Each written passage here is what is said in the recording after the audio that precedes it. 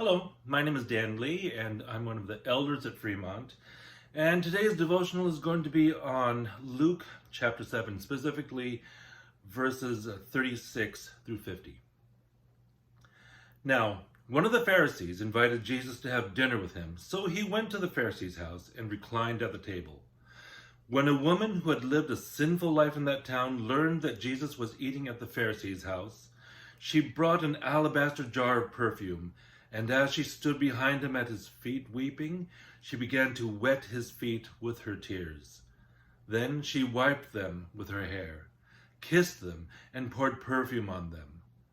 When the Pharisee who had invited him saw this, he said to himself, "If this man were a prophet, he would know who is touching him, and what kind of woman she is, that she is a sinner."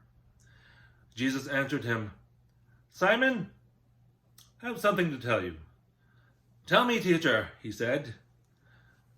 "Two men owed money to a certain money lender.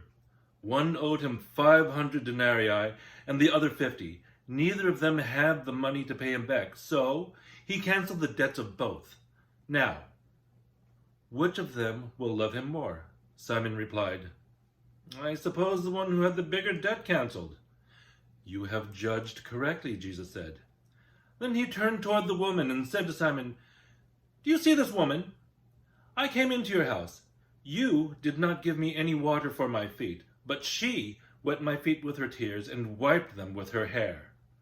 You did not give me a kiss, but this woman from the time I entered has not stopped kissing my feet. You did not put oil on my head, but she has poured perfume on my feet. Therefore I tell you, her many sins have been forgiven, for she loved much. But he who has been forgiven little loves little." Then Jesus said to her, "Your sins are forgiven." The other guests began to say among themselves, "Who is this who even forgives sins?" Jesus said to the woman, "Your faith has saved you. Go in peace." Why do you think the woman was weeping? I'm not sure.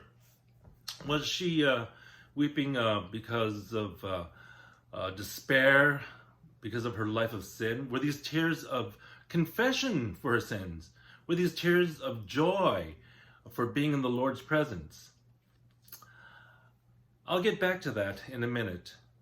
If you may recall from my last devotional, from John 13, how Jesus washed his disciples' feet. If you remember, the act of washing feet was done by the lowliest of servants. So what did the sinful woman do? She humbled herself even lower than the lowliest of servants, because she made herself the wash basin. She became the towel. She wasn't even a lowly servant. She became the tools which a lowly servant would use. And that I thought was a very supreme act of humility on her part. She wasn't even worthy enough to be the lowliest servants. She was a wash basin. She was a towel. So why was this woman weeping? My guess is these were tears of worship, because she believed, she knew who Jesus is. She believed that through Jesus, her sins are redeemed. And Jesus even said as much. Your sins are forgiven. Your faith has saved you. Go in peace.